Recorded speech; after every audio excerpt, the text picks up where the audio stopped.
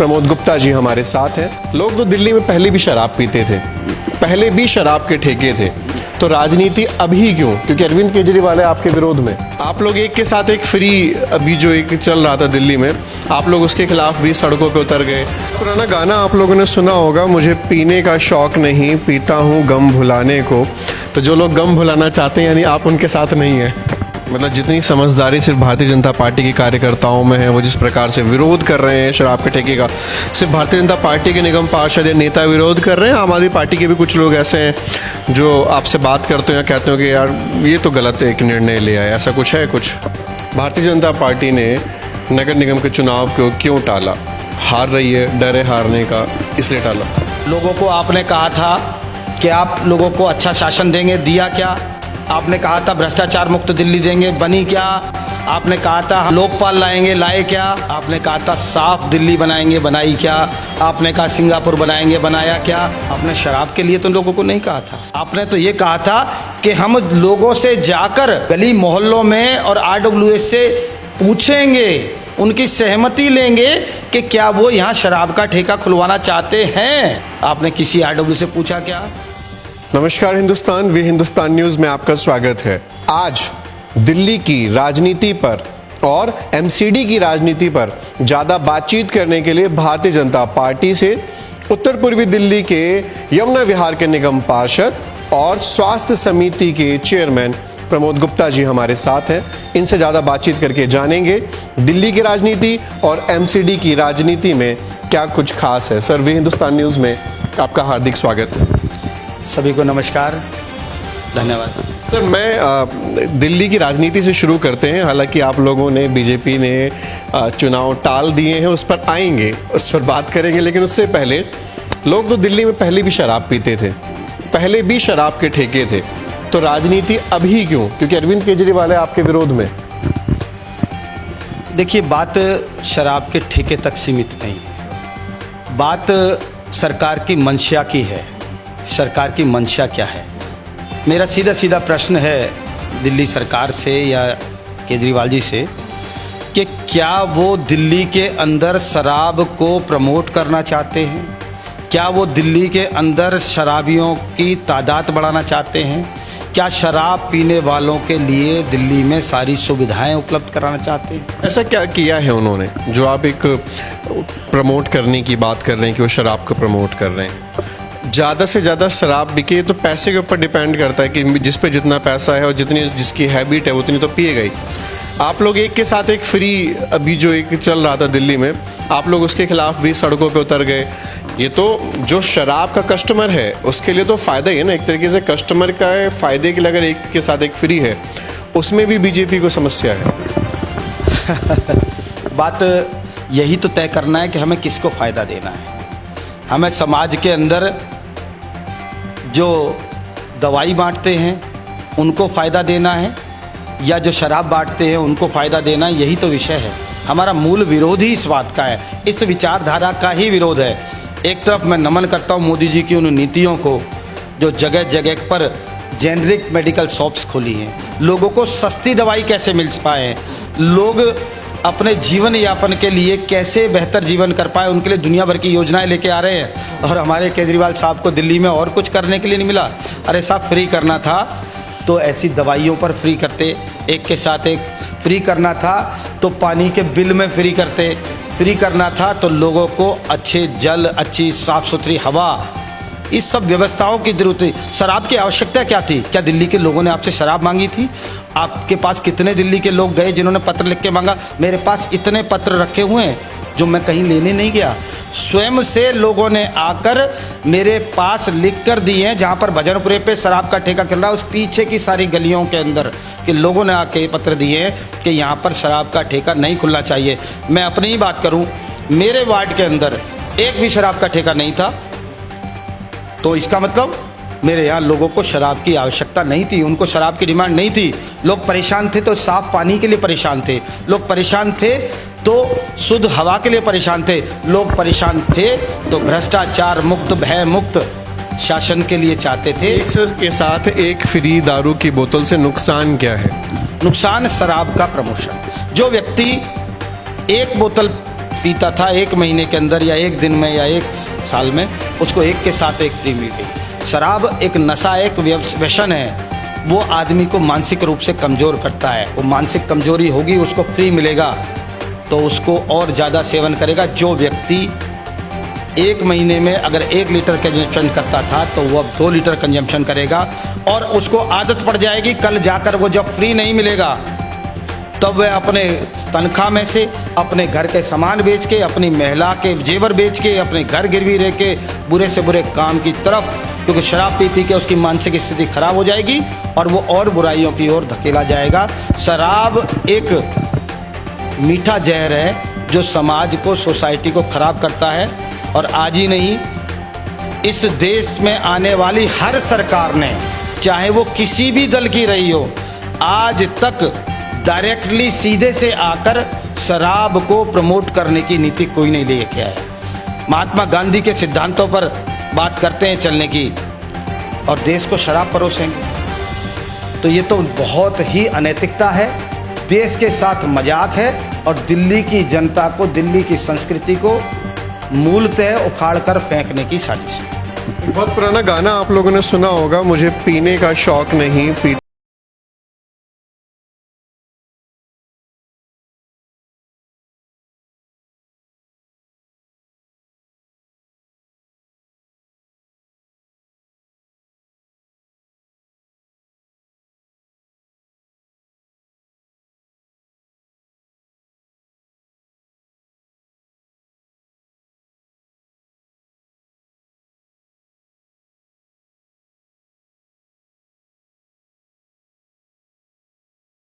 करके पाल रही हैं, क्योंकि उनका आदमी पी के पड़ा रहता है।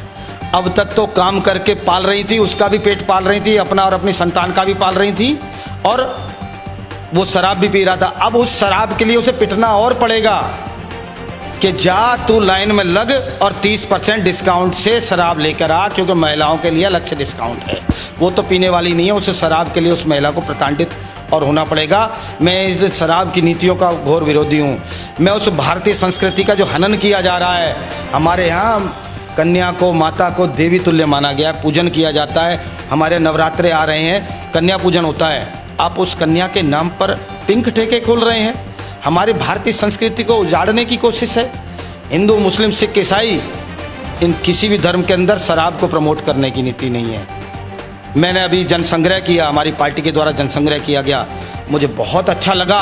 हजारों की संख्या में लोगों ने आकर, चलकर, रुककर, स्वयं से, मेरी माता बहनें बुरके वाली, मेरे भाई दाढ़ी वाले, उन्होंने रुककर कहा, यहाँ तक लोगों ने कहा हम वोट केजरीवाल को दिया था, मगर आज हमें उस केजरीवाल पर शर्म आ रही है। उन बुरके वाली माताओं ने कहा कि वो हमारे बहन, हमारी बेटियों के नाम पर शराब का ठेका देना चाहते हैं। उस दाढ़ी वाले बाबा ने कहा, उस भाई ने कहा कि हम लोगों को ख़राब करने की, हमारी पीढ़ियां ख़राब करने की साजिश है। तो उन्हें सोचना चाहिए कि चंद घंटों के अंदर ही सिर्फ मेरे ऑफिस के बाहर ही जनमत संग्रह करा गया।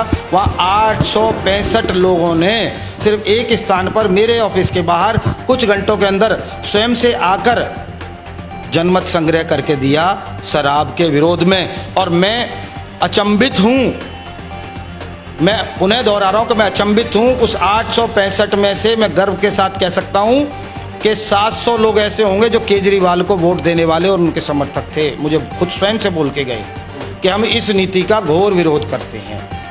क्या लगता है, मतलब जितनी समझदारी सिर्फ भारतीय जनता पार्टी के कार्यकर्ताओं में है, वो जिस प्रकार से विरोध कर रहे हैं शराब के ठेके का, सिर्फ भारतीय जनता पार्टी के निगम पार्षद या नेता विरोध कर रहे हैं? आम आदमी पार्टी के भी कुछ लोग ऐसे हैं जो आपसे बात करते हैं, कहते हो कि यार ये तो गलत एक निर्णय लिया है, ऐसा कुछ है? कुछ देखिए, पता उनको भी ये काम गलत है, मगर जब भ्रष्टाचार की, पैसे की पट्टी आंख पर बंध जाती है और घमंड सर पर चढ़ के बोलता है, तब इस तरह के निर्णय, और उन निर्णयों को सिद्ध करने के लिए उन्होंने पाया कि हमारे से ये भूल हुई है, हमारा ये निर्णय गलत हुआ है, जनता इसके विरोध में है, तो उस बात को जिद करके और फ्री लाकर लोगों को अपनी गलत बात को सही सिद्ध करने की कोशिश है।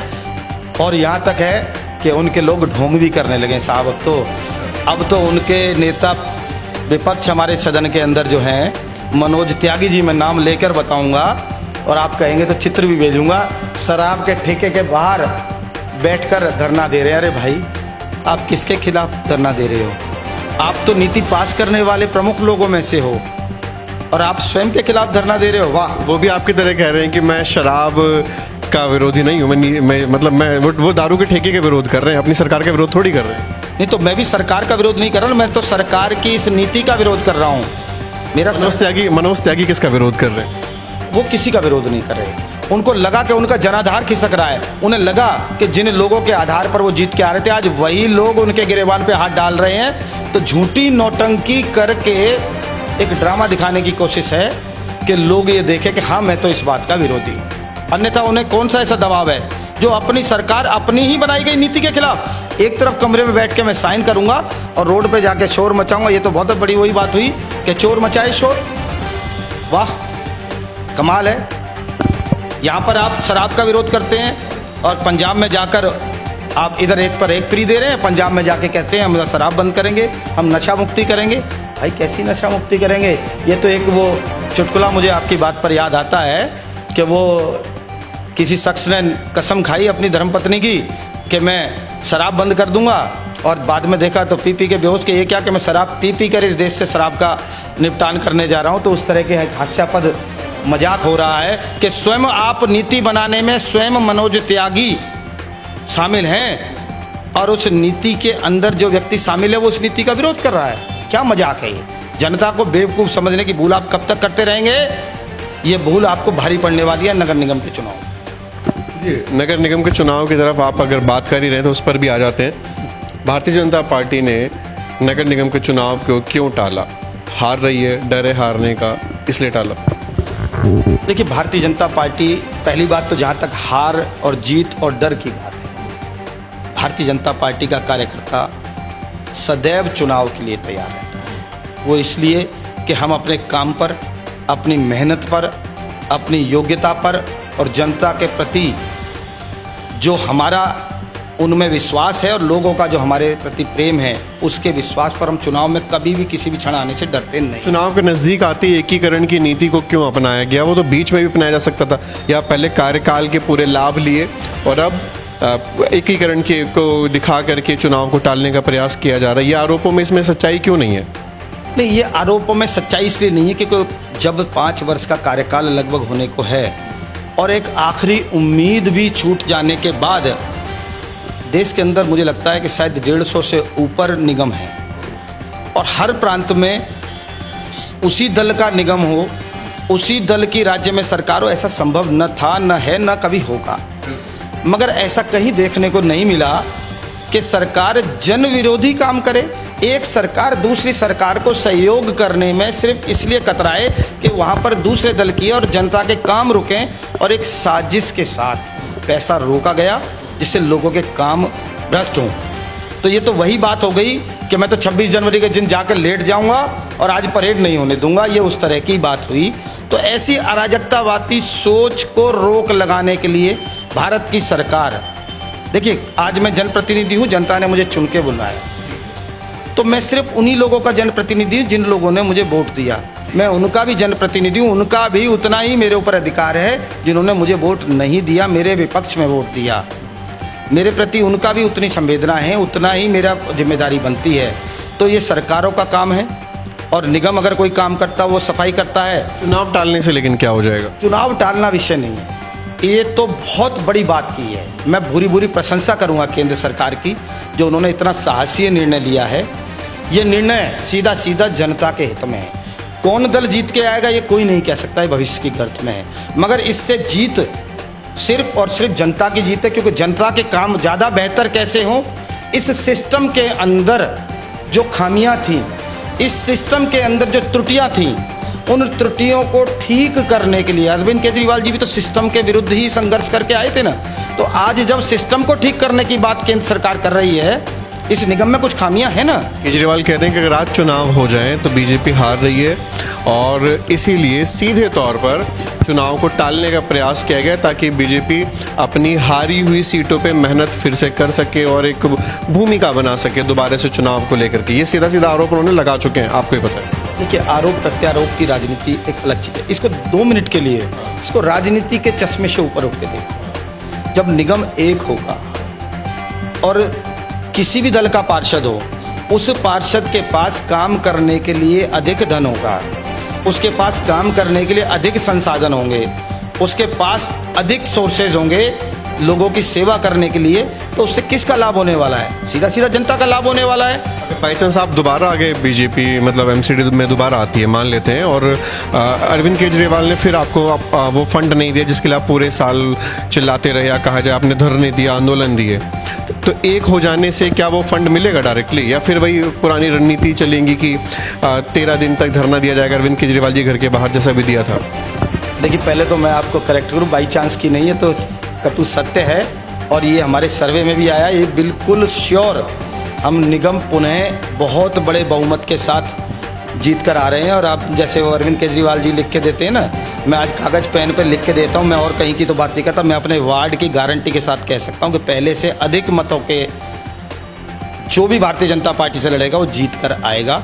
ये जनता का हम लोगों के प्रति विश्वास है और इनकी राजनीतिक हार है, शराब का विरोध। नोट कर लीजिए, जो भी भारतीय जनता पार्टी से कैंडिडेट यमुना विहार की सीट से लड़ेगा, वो जितने से प्रमोद जी जीते हैं उससे ज़्यादा वोटों से जीतेगा।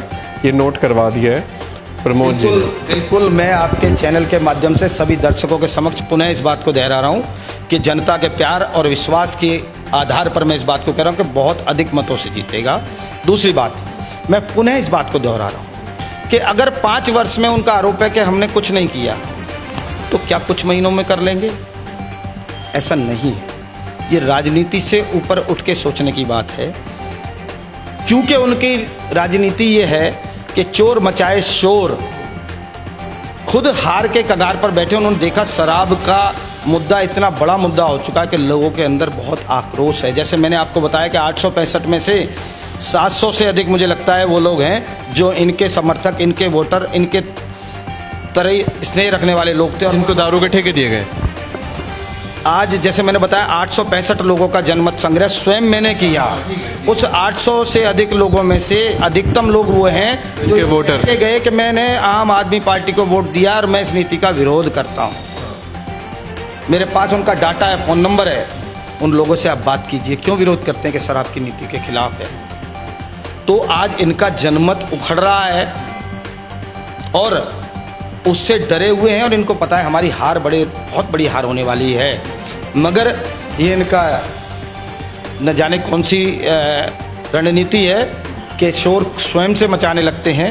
भारतीय जनता पार्टी का एक एक कार्यकर्ता देवतुल्य कार्यकर्ता है, वो काम करने में विश्वास रखता है, वो प्रचार में, प्रसार में और झूठी राजनीति करने में विश्वास नहीं करता। हमने लोगों का हृदय जीता है और वह चुनाव के अंदर बताएगा, रिजल्ट बताएगा। अरविंद केजरीवाल कहते हैं कि हमारे कामों से लोग प्रभावित हैं, हम जो काम करते हैं वो दिखते हैं। स्कूल की वो बात करते हैं, बिजली की बात करते हैं कि जब हम नहीं थे तब बिजली कितनी देर आती थी, हमारे आने के बाद बिजली का सिस्टम बहुत अच्छा हो गया, दिल्ली में बिजली व्यवस्था बहुत अच्छी हो गई, इवन 200 यूनिट फ्री भी दिए। ये सारी चीज़ें एमसीडी में काम नहीं करेंगे ये मुद्दे? देखिए, भ्रष्टाचार के विरुद्ध इन्होंने आंदोलन किया, उस आंदोलन से निकली हुई पार्टी ये आम आदमी पार्टी थी। इस पार्टी ने अपने गुरु अन्ना जी को एक दरकिनार किया, अपने उन सब साथियों को दरकिनार किया, और आज भ्रष्टाचार का अगर पर्याय कोई दिल्ली के अंदर कोई बन गया है तो अरविंद केजरीवाल और उनकी पार्टी। उसका जीता जाता एग्जाम्पल मैं आपको देता हूं, और आपके माध्यम से आपके हर दर्शक को, आपके हर व्यूअर को मैं कहना चाहता हूं कि आप अपने आसपास, अपने गली, अपने मोहल्ले, अपने समाज में किसी भी व्यक्ति की पिछले 2 साल, 3 साल, 4 साल, 5 साल में बिजली डिपार्टमेंट से कोई लेन देन हुआ हो, बिजली डिपार्टमेंट से कोई मीटर लगवाया हो, बिजली डिपार्टमेंट से कोई काम पड़ा हो, तो उससे पूछेगा कि उसकी क्या दुर्दशा वहाँ पर हुई है। और मैं आपसे भी अनुरोध करता हूँ कि कभी कैमरा उठा के बिजली डिपार्टमेंट में जाइए। लोगों के मीटर रिजेक्ट हो जाते हैं, ऑनलाइन लिखित में कभी बताकर वो रिजेक्ट कर दिए जाते हैं और फिर 1 महीने बाद पैसे लेके लग जाते हैं। अगर दिल्ली के अंदर सबसे बड़ा भ्रष्टाचार किसी डिपार्टमेंट में है तो दिल्ली डिपार्टमेंट के अंदर है। बिना भ्रष्टाचार के वहाँ पर एक ईंट नहीं हिलती। आप एक मीटर तो लगवा के देख लीजिए। मैं आपको और आपके दर्शकों को इस एग्जामिन करने के लिए कहता हूं कि आप कहीं पर एक बिजली का मीटर एग्जाम्पल के तौर पर लगवा के देखिए। बिजली के मीटर की मांग कीजिए, 1.5-2 महीने बाद की डेट मिलेगी। उसके बाद वो निरीक्षण करने आएगा, वो कहेगा दीवार का रंग काला है, पीला है, 100 कमियां निकालेगा, वहाँ लोगों को तंग करेगा, उस तंग करने के नाम का भ्रष्टाचार करेगा और उसके बाद 100 तरह के भ्रष्टाचार होंगे और वो बेचारे के जीवन को नर्क बना दिया जाएगा। सैकड़ों बिल्डिंग ऐसी पड़ी हुई हैं जिन बिल्डिंग में आज मीटर नहीं है। लोग बिजली के लिए तरस रहे हैं, मेरे पास आते हैं, धक्के खाते हैं, उनको बहका दिया जाता है कि आप निगम पे जाइए, साहब एनओसी लेके आइए। अरे भाई, आपको बिजली देनी है, आप झुग्गी झोंपड़ी के अंदर बिजली दे रहे हैं, कंस्ट्रक्शन साइट पर बिजली दे रहे हैं। तो बिजली पानी लोगों की मूलभूत आवश्यकता है, उसे तो कोर्ट की गाइडलाइन है, आप किसी की काट नहीं सकते, किसी की बंद नहीं कर सकते। आप मूलभूत आवश्यकताएं नहीं दे पा रहे।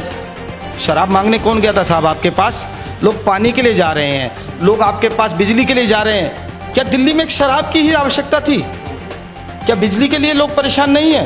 क्या पानी के लिए लोग परेशान नहीं है? क्या अच्छे रोड के लोग परेशान नहीं है? क्या पीडब्ल्यूडी के रोडों पर पानी भरता है, लोग तैरते हैं दिल्ली के अंदर बरसात के टाइम पर, उसके लिए लोग परेशान नहीं है? आपको सपने में सिर्फ कुछ आया तो एक शराब ही आया। दिल्ली के लोगों ने आपको विकास के लिए चुना है। आप उनकी चिंता कीजिए, उनके कामों की चिंता कीजिए। झूठे मनगढ़ंत बातें मत बनाइए कि दिल्ली में 54 स्कूल्स के अंदर सिर्फ आप कुछ डेवलपमेंट करके उनको 1067 स्कूल के अंदर, जहाँ तक मेरी ध्यान है 1100 के आसपास दिल्ली के अंदर दिल्ली सरकार के विद्यालय हैं। कुछ नहीं हुआ साहब। आप मेरे वार्ड में चलिए, स्कूलों की नगरी है, 13 विद्यालय एमसीडी के हैं। मेरे यहाँ 4-5 विद्यालय दिल्ली सरकार के, जिसमें 5-6 हज़ार से अधिक बच्चे पढ़ते हैं। उसके अलावा प्राइवेट स्कूल है। आज आप जाके देखिए, निगम के स्कूलों में लगातार छात्रों की संख्या बढ़ रही है, लोगों का पढ़ाई का स्तर बच्चों का बढ़ रहा है। हमने स्मार्ट क्लासेस दी हैं। और दिल्ली सरकार के स्कूलों की हालत देखिए, सिर्फ बजट वहाँ पर बड़े बड़े बनाकर रेनोवेशन तो कागजों में हो गई है, वहाँ कहाँ क्या हुआ है मुझे तो पता नहीं। आज तक एक कमरा नया मेरे वार्ड में, मेरी विधानसभा में, मेरी जानकारी में तो कोई दिल्ली सरकार का बना नहीं है। वो प्रेस कॉन्फ्रेंस करते हैं और बताते हैं कि हम ये कर रहे हैं। जैसे आपके एमसीडी में जो भ्रष्टाचार के आरोप लगाते हैं, लेकिन जब वो पैसा देते हैं तो प्रेस कॉन्फ्रेंस करके उन्होंने बताया था कि हम पैसा दे रहे हैं एमसीडी को। तब भी आप लोगों की जो एमसीडी है वो उस पैसे को प्रॉपर नहीं बांट रही है और लोग अपनी सैलरी के लिए परेशान हो रहे हैं, डॉक्टर्स अपनी सैलरी के लिए परेशान हो रहे हैं। अरविंद केजरीवाल को ही आरोप लगाना कहाँ तक सही है? आप लोग उनको जो बार बार आरोप लगाते हैं। देखिए, एक व्यवस्था है, भ्रष्टाचार इस देश में एक मुद्दा है, मैं इस बात से मना नहीं करता। निश्चित एक विषय है, एक मुद्दा है, और उस भ्रष्टाचार से निपटने की किस सरकार की क्या मंशा ही महत्वपूर्ण है। उस मंशा के तहत ही सिस्टम को ठीक करने के लिए निगम का एकीकरण किया जा रहा है कि हम ज़्यादा बेहतर व्यवस्था दे पाएँ, ज़्यादा बेहतर प्रशासन शासन दे पाएँ।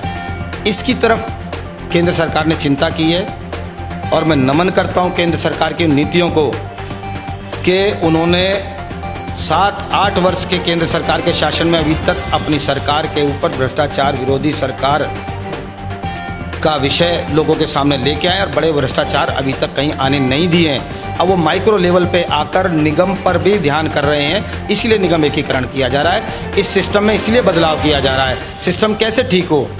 और जहाँ तक आरोप की और पैसे की बात है तो साहब 1000 कुछ करोड़ रुपए देने का उन्होंने बात प्रेस कॉन्फ्रेंस में कहा था देने के लिए, दिए तो 300 कुछ करोड़ रुपए ही हैं। प्रेस कॉन्फ्रेंस करते हैं, मीडिया के सामने आते हैं, उन्हें छपाक की बीमारी है, जहाँ मर्जी जाते हैं प्रेस के सामने कुछ भी बोल देते हैं। और आप लोगों से भी मैं कहूँगा, और ख़ास तौर पे आप जैसे जिम्मेदार मीडिया हाउसेज से भी मैं कहूँगा कि जो वो ऑन रिकॉर्ड आकर बोलते हैं, कभी 6 महीने पुरानी पुस्तक उठा के उनसे पूछिए कि आपने इस डेट पर, इस दिन पर आपने कहा था कि मैं इतना पैसा रिलीज़ करने जा रहा हूँ, क्या दिया, क्या आपने वो काम किया, क्या लोगों को आपने कहा था कि आप लोगों को अच्छा शासन देंगे, दिया क्या? आपने कहा था भ्रष्टाचार मुक्त दिल्ली देंगे, बनी क्या? आपने कहा था हम वो लोकपाल लाएंगे, लाए क्या? आपने कहा था साफ दिल्ली बनाएंगे, बनाई क्या? आपने कहा सिंगापुर बनाएंगे, बनाया क्या? आपने कहा था एक भय मुक्त शासन प्रशासन देंगे, बनाया क्या? आपने शराब के लिए तो लोगों को नहीं कहा था। आपने तो ये कहा था कि हम लोगों से जाकर ये गली मोहल्लों में और RWS से पूछेंगे, उनकी सहमति लेंगे कि क्या वो यहाँ शराब का ठेका खुलवाना चाहते हैं। आपने किसी RWS से पूछा क्या? तो ये तो एक ऐसी यूनिवर्सिटी बन चुकी है जो स्वयं के सर्टिफिकेट बनाती है, स्वयं साइन करती है और स्वयं ईमानदारी के और काम बढ़िया करने के सर्टिफिकेट बांधती है। एक दूसरे को वाह करते हैं, दो कवियों की तरह। वो उसे जोक सुनाता है, वो उसकी वाह कर देता है, वो उसे सुनाता है, वो वाह कर देता है। जनता सर पकड़े बैठी हुई है। तो इस जनता को मूर्ख समझने की भूल अब और ना करें। ये मेरी चेतावनी ही नहीं, एक जनप्रतिनिधि के नाते आग्रह है। मैं लोगों की मन की अवस्था देख रहा हूँ, लोगों को देख रहा हूँ कि आप दो आयाम अब नहीं चलेंगे। आपका पार्षद छत पर खड़े होकर आतंक फैलाता है, ताहिर हुसैन लोगों के प्रति वैमनस्य फैलाता है, मारता है, काटता है, आईबी के अधिकारियों को मरवाता है।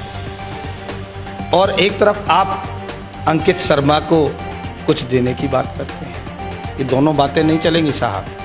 आपकी पार्षदा रंगे हाथों रिश्वत लेते पकड़ी जाती है और आप भ्रष्टाचार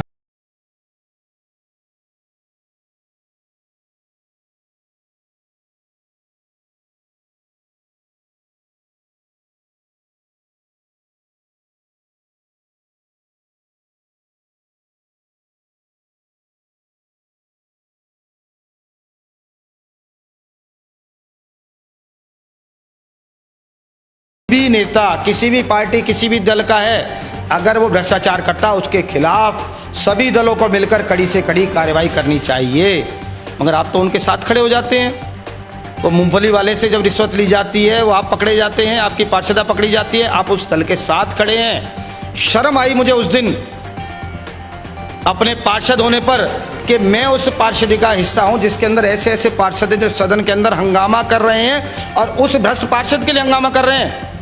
मुझे गर्व की अनुभूति तब होती जब आप हमारे पार्षदों से पहले खड़े होकर उस पार्षद की निष्कासन के लिए मांग करते और कड़ी से कड़ी सजा की बात करते। मगर आपने शर्मसार किया दिल्ली की जनता को, आपने शर्मसार किया निगम के भवन को, आपने शर्मसार किया है। अगर मैं आपसे जानना चाहूँ कम शब्दों में कि अरविंद केजरीवाल की कार्यनीति को, जिसको बताते हैं कि हमारी बेस्ट नीति है और दिल्ली के लोग हमें पसंद कर रहे हैं, आप उसे एक्सप्लेन करेंगे अपने शब्दों में? वो क्या नीति है आपके अकॉर्डिंग जो वो काम कर रहे हैं?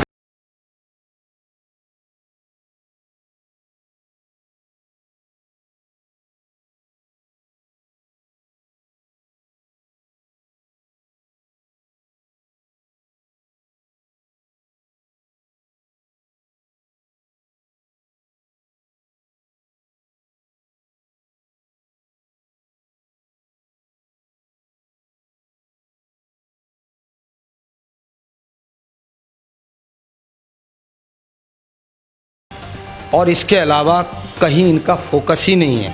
ये उनसे फुर्सत मिले तो जनता के लिए लाभकारी योजनाएं लेके आए। जैसे मोदी जी आज जन धन योजना लेके आए हैं, मोदी जी औषधि केंद्र लेके आए हैं, छोटे छोटे टॉयलेट तक के विषय को उन्होंने उठाया है, स्वच्छता तक के विषय को उठाया है। क्या दिल्ली सरकार की कोई जिम्मेदारी नहीं है वो स्वच्छ रोड दे सकें? उनकी कोई जिम्मेदारी नहीं है लोगों के प्रति? वो संवेदनहीन सरकार है। वो लोगों की भर्ती करते हैं इसलिए कि रेड लाइट पर केजरीवाल जी का फोटो लेकर खड़े हो जाए पोल्यूशन मुक्त दिल्ली करने के लिए। उनकी जिम्मेदारी ये नहीं है कि दिल्ली के अंदर कितनी बड़ी इकाइयाँ पॉल्यूटेड हैं, जहाँ पर इंडस्ट्री के अंदर पोल्यूशन हो रहा है उनके पर कार्रवाई की जाए। मुझे बताएं कितनी पॉल्यूटेड इकाइयों पर कार्रवाई की गई? कोई पॉल्यूटेड इकाई पर कार्रवाई नहीं की। वहाँ से पैसे आते हैं साहब। कितने ऐसे वाहनों पर रोक लगाई गई जो दिल्ली के अंदर उनकी मियाद से ऊपर चल रहे हैं, उनकी तरफ कोई ध्यान नहीं है। पॉल्यूशन की तरफ ध्यान नहीं है। रोडों पर धूल डस्ट का जो माइक्रो लेवल है वो बहुत बड़ा हुआ, उस पर कोई ध्यान नहीं है। 2 मशीन ITO पर लगा दी दिखाने के लिए, वो पानी फेंक रही हैं। अरे साहब, हमारे हर गली हर मोहल्ले हर ब्लॉक के अंदर निगम जल का छिड़काव करता है, जो कर सकता है कर। आप उनके हर विज्ञापनों को झूठा साबित कर रहे हैं। हाँ, मैं चैलेंज के साथ कर सकता हूँ सर, मैं चैलेंज के साथ करता हूँ। झूठ और भ्रष्टाचार की सरकार बनकर रह गई है। वो रात को तय करते हैं कि अगले दिन हमें कौन सा झूठ बोलना है, और एक साथ सारे लोग मिलकर उस सिद्धांत पर चल रहे हैं कि एक झूठ 100 बार बोला जाए तो वो सच कहलाएगा। वो सिद्धांत की राजनीति।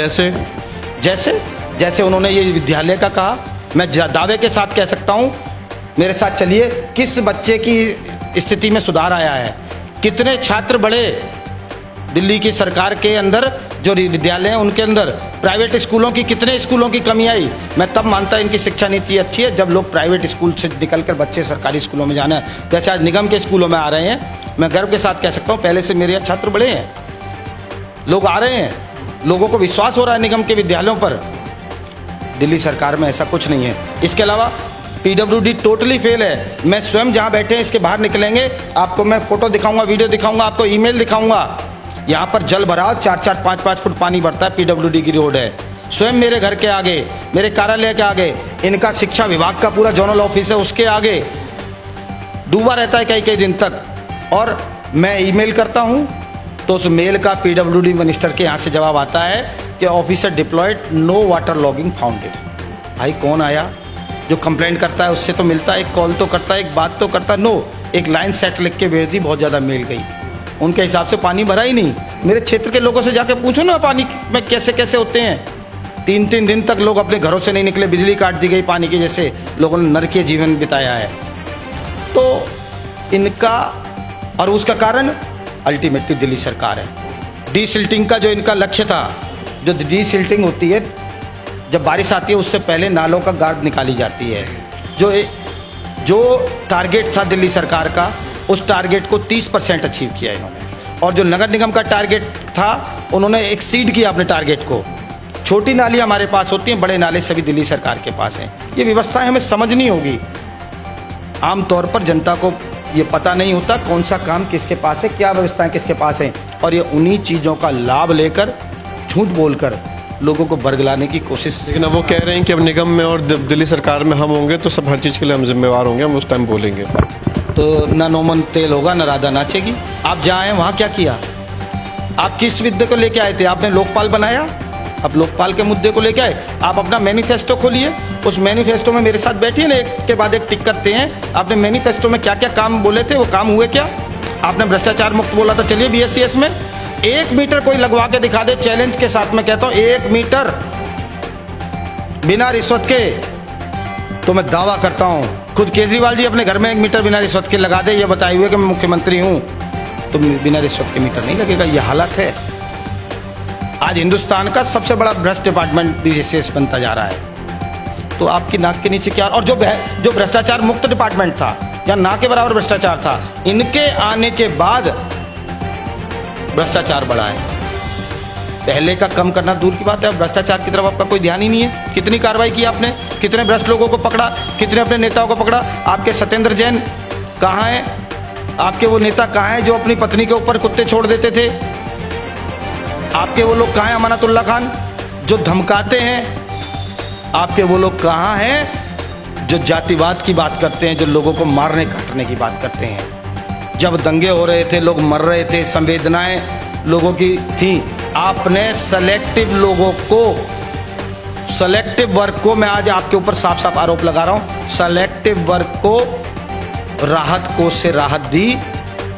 जिसका 2 लाख, मैं ऐसे सज्जन को जानता हूं जिसका 2 लाख रुपए का नुकसान हुआ, मैं उसके साथ हूं, उस भाई के साथ हूं। 2 लाख का नुकसान हुआ, वो आज हंस के कहता है कि भाई साहब 9.5 लाख रुपए का मुआवजा मुझे मिल गया, मेरे पड़ोसी हैं, मैं उनके साथ हूं। मगर जिसका 35 लाख रुपए का नुकसान हुआ, उस रेस्टोरेंट को फूका गया, उसको 2,37,000 का मुआवजा देने की बात की, वो गुस्से मुझसे भी छोड़ के आ गया बेचारे को, वो भी नहीं मिला। तो ये वर्ग विशेष के साथ ये 2 हाथ क्यों? क्या आपको इसके लिए जनता ने चुना था? एक वर्ग का व्यक्ति किसी, अरविंद केजरीवाल यानी धर्म देख के चैरिटी करते हैं। यस, वो वोट बैंक की राजनीति करते हैं।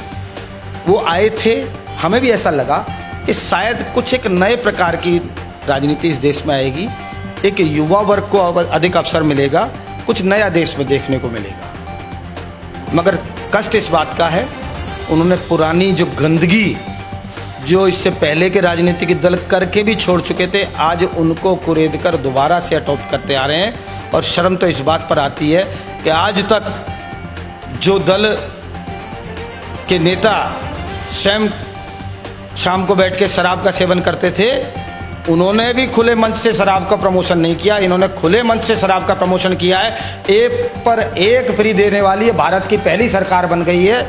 मैं इनको उन शराबियों की दुआएं जरूर मिलेंगी और किसी की मिले ना मिले, इतना जरूर कहूँगा। और मैं किसी भी तरह से, मैं और मेरी पार्टी शराब के विरोध में है, थी और रहेगी। मैं शराब को प्रमोट होते नहीं देख सकता किसी की। प्रमोद गुप्ता को आपने सुना, और प्रमोद जी बहुत बहुत धन्यवाद, आपने अपना कीमती समय भी हिंदुस्तान न्यूज़ को दिया। बहुत बहुत धन्यवाद आपका और आपके सभी दर्शकों का कीमती समय देने के लिए। प्रमोद जी ने बहुत कम शब्दों में अरविंद केजरीवाल के काम को एक्सप्लेन भी किया। वहीं दूसरी ओर एमसीडी चुनाव टालने को लेकर के ये साफ कह रहे हैं, ये राजनीति नहीं है, ये एक अच्छे कार्यप्रणाली का हिस्सा है जो उचित समय पर हो रहा है। वे हिंदुस्तान न्यूज़ देख रहे हैं, फैसला तो आपको करना है।